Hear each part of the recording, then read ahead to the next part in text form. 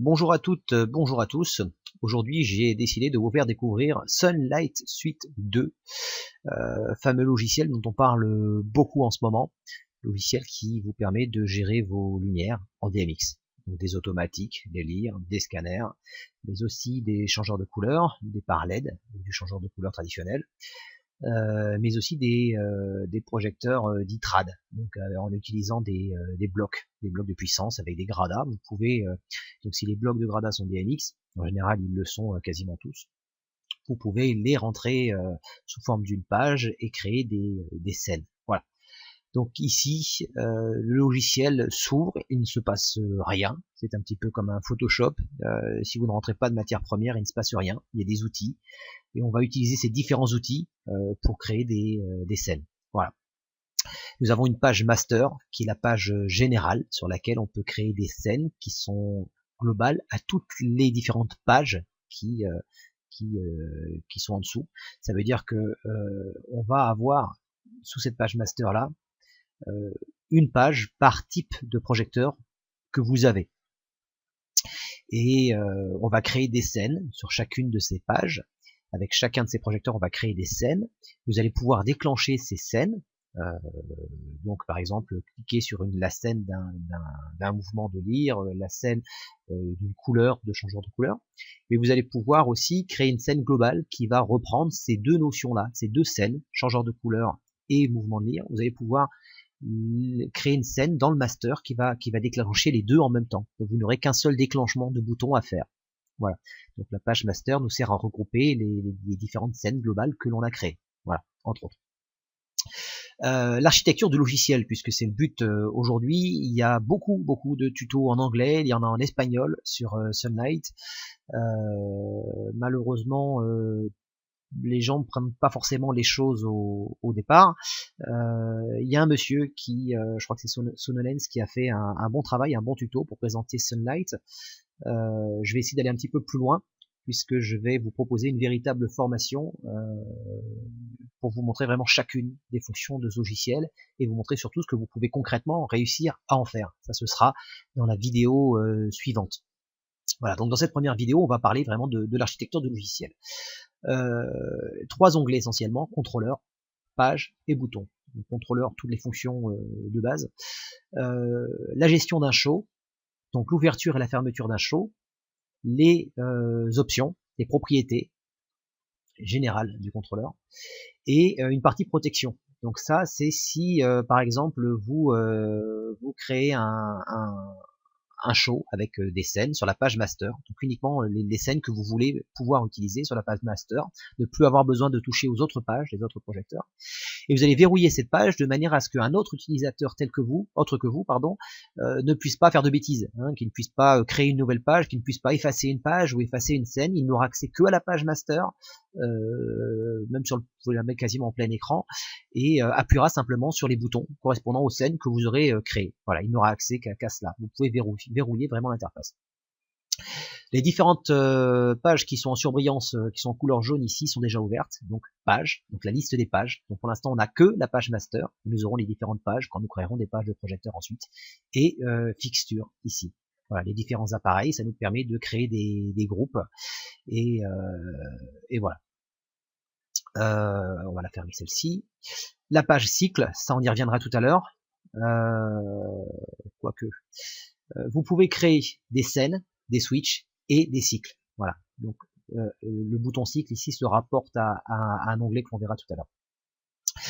DMX Level, ça c'est très pratique pour faire de la maintenance. Admettons, vous avez bien paramétré vos scènes, vous avez bien câblé vos projecteurs, vous pensez les avoir bien adressés, vous pensez que vos câbles sont bons, et rien ne sort au niveau des projecteurs. Vous pouvez vérifier ici avec l'univers DMX, donc sur vos 512 ou 1024 canaux, suivant votre boîtier, que les signaux sortent bien ou rentrent bien si vous passez par un contrôleur externe, MIDI par exemple, pour déclencher des scènes à distance. Donc ça c'est très pratique. L'onglet console ici qui permet de créer une console virtuelle qui va ensuite être linkée, qui va être en lien avec une console réelle. Par exemple, vous disposez, on va ici sur console, vous disposez par exemple d'une BCF 2000, Behringer, vous allez pouvoir l'avoir en image ici, et vous allez pouvoir, quand vous aurez créé des scènes, assigner des fonctions aux différents boutons de votre BCX. Voilà, tout simplement. Et ensuite, une fois qu'elle sera branchée, ben en réel, vous ferez monter les faders et il se passera ce que vous aurez décidé qu'il se passe, tout simplement. Voilà. Pour l'instant, on n'a rien du tout, on n'a pas de scène, on n'a pas de page, donc on ne peut rien y assigner. Voilà, tout simplement. Donc on va fermer ceci. FAD, alors ça c'est très pratique. Le problème avec les changements de couleur, c'est que ils sont souvent très brusques. Donc admettons, nous créons une page pour des changeurs de couleur, des parallèles. Pour passer du rouge au vert, ça va être très saccadé. Donc rouge, on clique, paf, le vert arrive d'un seul coup. On peut très bien créer une fondue entre ces deux couleurs quand on appuie sur pour passer d'un bouton à l'autre.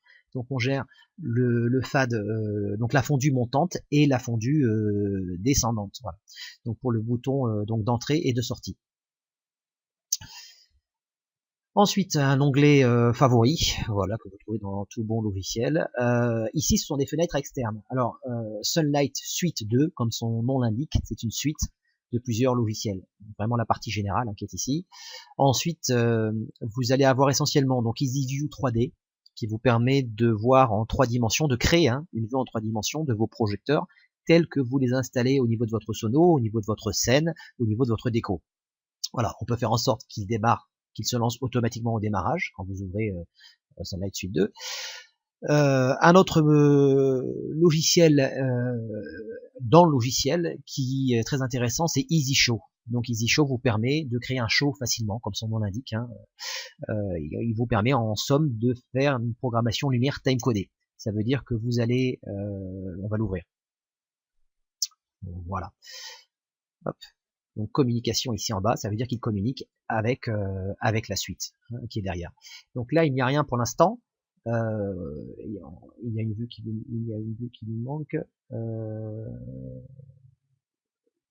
On va la mettre en grand, ça va être plus simple. Voilà, ça y est, ça y est. Alors ce que je fais en général, c'est que je prends celle-ci. On peut pas la mettre en bas. Celle-ci au-dessus là. Voilà, comme ça, et on va descendre ça vers le bas. Alors en gros là, vous avez une fenêtre de visualisation vidéo. On va mettre celle-là ici. Voilà.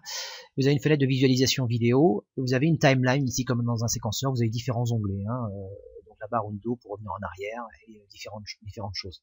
Donc en gros, ici, dans cette barre-là, il n'y a rien pour l'instant. Vous allez pouvoir importer ici toutes les pages donc correspondantes aux différents projecteurs que vous avez et dans ces pages les différentes scènes switch que vous aurez créées.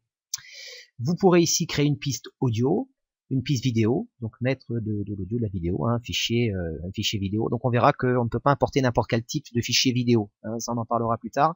Vous pouvez mettre du MP3, du Wave, vérifier que tous les formats fonctionnent bien aussi. Personnellement, je n'utilise quasiment que de la vidéo derrière, et enfin, parfois de l'audio, mais surtout de la vidéo, parce que j'utilise des écrans aussi. Et donc vous allez pouvoir par-dessus faire apparaître d'autres pistes qui vont défiler en même temps. Vous voyez, on peut lancer la lecture, il n'y a rien pour l'instant à voir. Mais les projecteurs, vous allez pouvoir caler les différentes scènes, les glisser sur la timeline, sur les autres pistes qui apparaîtront au-dessus ou au-dessous comme vous voulez, et faire en sorte que toutes ces scènes se déclenchent à la seconde près. Voilà, ça c'est vraiment l'intérêt. Et vous pouvez lancer aussi de la vidéo, et la vidéo peut sortir sur un second écran. Voilà, ici, donc vous choisissez le deuxième écran. Pour l'instant, il n'y a pas d'écran de montée. Ce deuxième écran, ça peut être simplement un vidéoprojecteur ou un splitter vidéo qui vous permet de balancer, de sortir sur plusieurs écrans. Voilà, tout simplement. Donc on va fermer ça. Il faudra plusieurs modules pour vraiment prendre bien EasyShow en main. On peut faire des choses extraordinaires grâce à EasyShow, vous verrez. Et à la console aussi virtuelle. Donc on va bien sauvegarder. Voilà. Scanibrary, donc ça c'est la partie, le petit logiciel qui nous permet de gérer les différentes fixtures. C'est un petit peu les drivers en fait de vos projecteurs. Il y a une librairie très impressionnante chez Nicolodi de projecteurs. Si jamais votre projecteur n'existe pas, deux solutions, soit vous le créez vous-même avec le Scanibrary, soit vous demandez à quelqu'un, Nicology, le faire. J'ai eu beaucoup de questions à poser suite à des manipulations, etc. J'ai vraiment voulu tirer le maximum de ce logiciel et je me suis heurté à des difficultés. J'ai contacté un technicien, Nicology. J'ai eu le même monsieur 2-3 fois qui est hyper compétent, il connaît son boulot sur le bout des doigts, il est très rapide, il prend vraiment les choses en main, quoi. Vous avez un problème, il s'en occupe, il vous laisse pas attendre 3-4 jours, voilà. Donc il y a vraiment un vrai support chez Nicology, c'est vraiment quelque chose de très appréciable. Donc là en gros ici, si vous voulez créer un projecteur, c'est très simple, vous définissez le type de projecteur, donc laser, projecteur, changeur de couleur, ce que vous voulez. Et vous allez pouvoir définir des paramètres de base, le type de projecteur, la puissance de la lampe, l'ouverture du faisceau, de manière à ce que ça corresponde dans la vue 3D. La vitesse du mouvement d'un pan complet, d'un tilt complet, et naturellement le débattement. Voilà, ça c'est très important. Alors une info très importante, si vous ne connaissez pas la vitesse du pan et la vitesse de tilt de votre projecteur, c'est très embêtant. Voilà, il faut vraiment les connaître pour que vos simulations 3D collent vraiment à la réalité. Parce que en 3D, vous allez avoir un mouvement de bas en haut qui va se faire, et en réalité, il ne se fera pas complètement, puisque vous lui demanderez en virtuel de le faire plus vite qu'il ne peut en réalité. Donc une astuce très simple, vous mettez votre projecteur, vous créez une scène où il fait simplement un pan, donc dans un sens et un pan dans l'autre, et vous le filmez. Et cette vidéo-là, vous allez l'ouvrir dans n'importe quel logiciel de montage, vous regardez à la seconde près le pan de début et le pan de fin, vous faites la soustraction des deux, et vous savez en combien de temps votre appareil fait le pan, un pan complet et un tilt complet. Voilà. Ensuite, on va créer on va représenter les différents canaux pour un changeur de couleur, donc rouge, vert, bleu, le dimmer, le shutter, on va glisser les différents éléments dessus. On y reviendra également plus tard. Donc, comme vous pouvez le voir, c'est très ludique, c'est très facile, c'est très parlant. Il faut y passer un petit peu de temps, mais pas tant que ça. On arrive vraiment très très vite à en faire quelque chose. Voilà, pour les listes des fenêtres externes. BIM, donc les faisceaux, ouverture et fermeture donc du shutter général pour tous nos projets. Pareil pour le dimmer et pour l'iris. Voilà, très pratique si vous avez énormément d'asservis et que vous devez tout couper ou tout ouvrir en même temps. Les zooms, on y reviendra plus tard. Et Sound to Light, c'est un petit module qui vous permet de faire réagir vos projecteurs sur le rythme de la musique. Voilà. Donc pour cela, on va créer une scène et dans cette scène-là, il va y avoir des variables, un changement de couleur ou un changement de mouvement. Et ces changements de couleur, de mouvement vont être effectués à la suite d'un changement de tempo. Donc on peut caler à la croche, à la noire, etc. Voilà. Donc je passe maintenant sur l'onglet page. On va créer une nouvelle page par projecteur. Ensuite, il y a les différentes propriétés de la page. On peut renommer une page, l'effacer, l'exporter ou en importer une. La partie bouton, donc très importante, on va sur une scène pouvoir créer sur une page, créer trois choses différentes. On va pouvoir créer des scènes, des switches et des cycles. Une scène, ça veut dire que je vais avoir, par exemple, sur un changeur de couleur, sur un par LED, je vais pouvoir créer différentes couleurs. Donc vous avez une roue de couleur, bien entendu, une roue de couleur antichromie, et vous allez pouvoir définir à l'avance différentes nuances de rouge, différentes nuances de jaune, etc. et les rappeler simplement en cliquant sur le bouton qui sera créé en générant cette scène.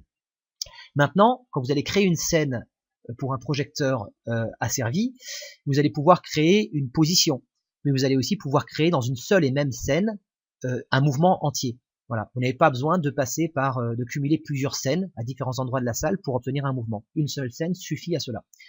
Et le cycle va vous permettre de mettre à la suite les uns des autres différentes scènes ou switches. On peut bien entendu, quand on les a créés, les éditer, les modifier. Il y a aussi toutes les propriétés donc relatives à ces scènes, switch ou cycle. On peut les dupliquer, les renommer et les effacer. Voilà, fin de cette première présentation.